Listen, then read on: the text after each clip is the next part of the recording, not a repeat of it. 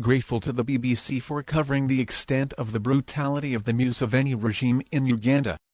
Gladly the world has come to appreciate that Museveni is as brutal or even more brutal than Idi Amin, who he castigated for gross human rights violations.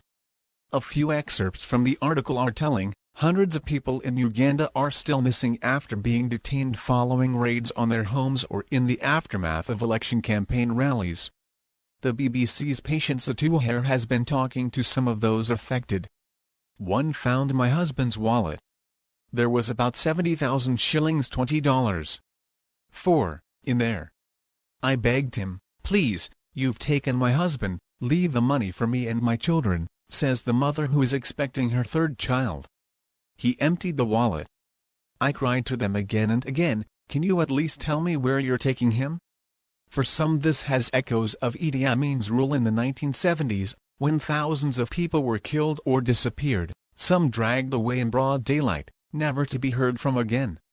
When I saw the pool of blood on his bedroom floor, there was one thought in my mind: my child is dead.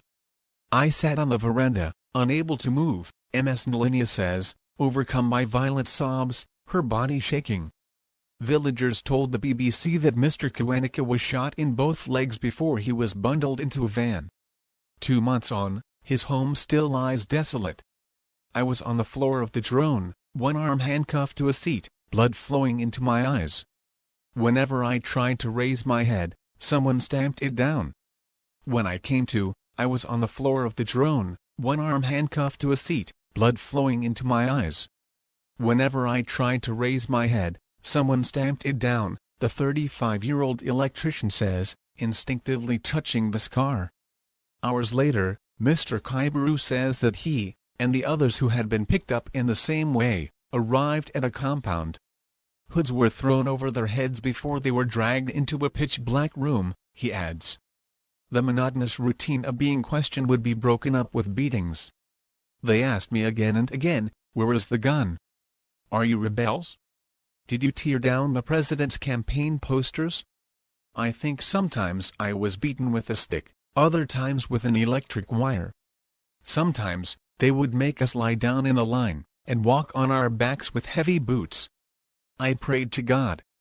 Left in a forest, Mr. Kaibaru says the beatings and being held in one position for hours have left his left leg numb and he now walks with a limp. He still has no idea who was holding him or in which part of the country he was detained. In February, after more than 11 weeks of detention and having been transferred to 3 different locations, he was dumped in the middle of the night in a eucalyptus forest over 100 kilometers from his home. I was pushed from the van, my head still covered, my hands tied. The soldier told me to lie face down, and not move. He took off the hood and just left. After managing to wriggle his hands free, he found a police post along a dirt road, and asked for help. His eyes are now bloodshot and his sight still poor after spending weeks in darkness.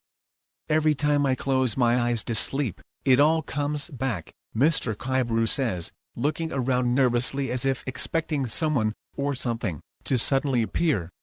One former detainee told the BBC that his testicles were tightly tied with ropes for hours, and at other times held against flames. If the government doesn't want democratic politics, why don't they just abolish it? Every Ugandan has a right to support whoever they want. It is not a crime.